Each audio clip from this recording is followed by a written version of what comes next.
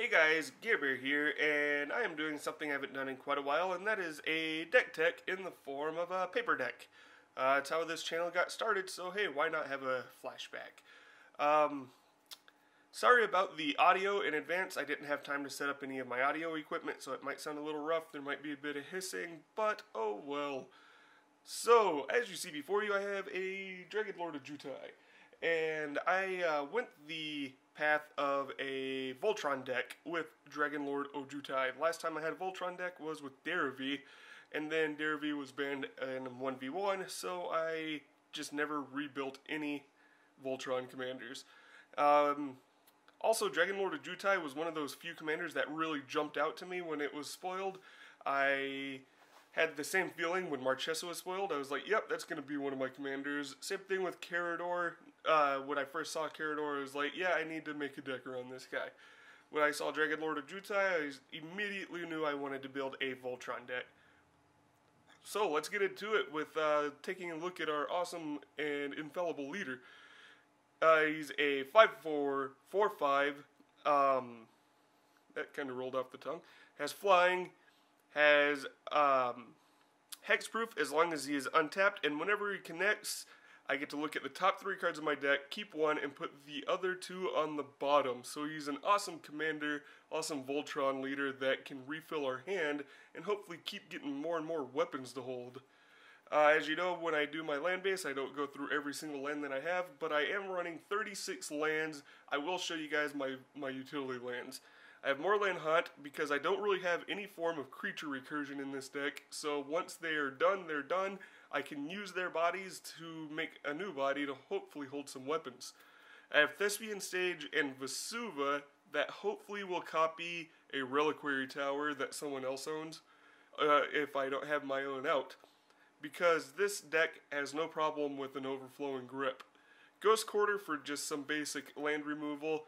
For the mana ramp, I have a Mana Vault, Mind Stone, Soul Ring, Thran Dynamo, Gilded Lotus, Coalition Relic, Chromatic Lantern, Darksteel Ingot, Command Sphere, and a Sculpting Steel, which will hopefully come in as a Thran Dynamo or a Gilded Lotus.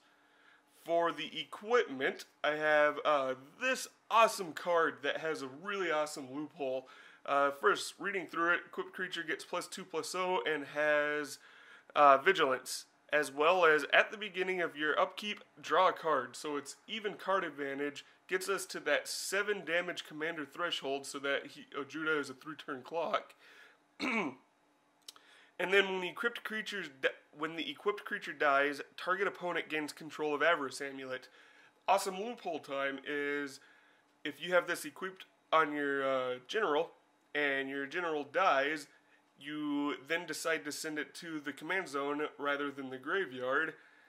Avarice Amulet's second ability will not trigger because your commander actually didn't die. Whee! Vigilance to keep that oh so important hexproof as well. Batterskull for the +4/+4 lifelink Vigilance, awesome on a Dragonlord. Luxodon Warhammer, Fire Shrieker for just the out of nowhere win. Champion's Helm, again, gets us up to that 7 damage threshold. Umezawa's Jit, Darksteel Plate, and Shield of Cauldra to get the Indestructible. The Helm of Cauldra for the haste and the trample, very important. We actually don't run the Sword of Cauldra just because of how unwieldy it is. Swiftfoot Boots for the haste and the hexproof all the time, every time. Sword of Vengeance for the 7 damage threshold, gives it haste, also gives it vigilance and trample. This sword is amazing on Dragonlord. Sword of Feast and Famine, Sword of Fire and Ice, Sword of War and Peace, all great cards. Next we have Control. For the spot removal, I have the Oblivion Ring and Banishing Light. Reality Shift is something Fate Reforged gave Blue that Blue really didn't need. This card is fucking amazing. Path to Exile and Swords of Plowshare. For mass removal, I have Divine Reckoning, which is great with Dragonlord Ojutai. Austere Command, Route, and Cyclonic Rift. I have then Return to Dust, just as, you know, some removal. For counter spells, I have Render Silent, which is really funny, Desertion, Spell Crumple, Negate, and Split Decision. For a little bit of protection, I have Monastery Siege, and I usually will pick dragons. That gives spells your opponents cast that target you or a permanent you control cost 2 more to cast. So this is a great card for protecting all of Ojutai's gear. Blue Sun Zenith for some massive card draw. Reconstruct to grab back a piece of equipment that has hit the graveyard. Fabricate to search up equipment.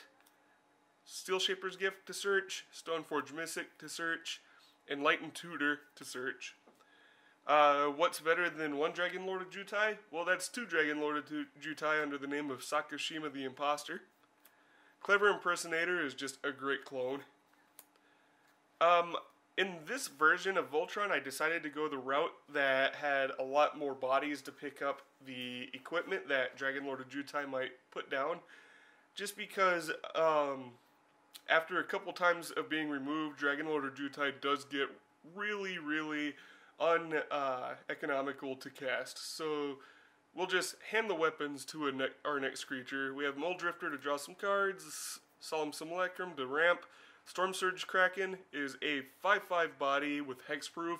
If you have the Dragonlord out, it's a 7/7 and you gets to draw cards if anyone blocks it. More removal under Phyrexian and Jester. Geist of St. Traft loves holding swords.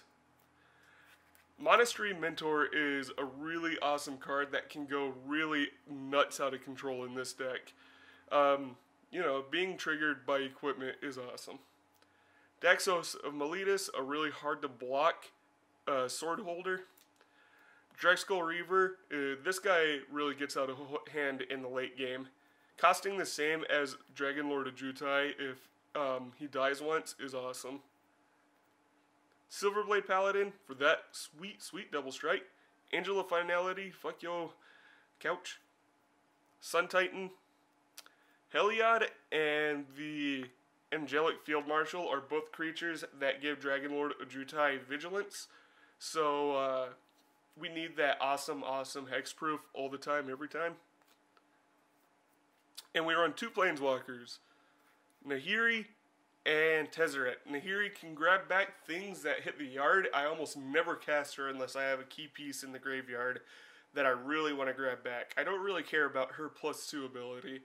Tezzeret, on the other hand, will almost always come into play and either grab a ramp artifact or a equipment. I rarely use his +1 ability unless the equipment I grab is maybe one of the Swords of.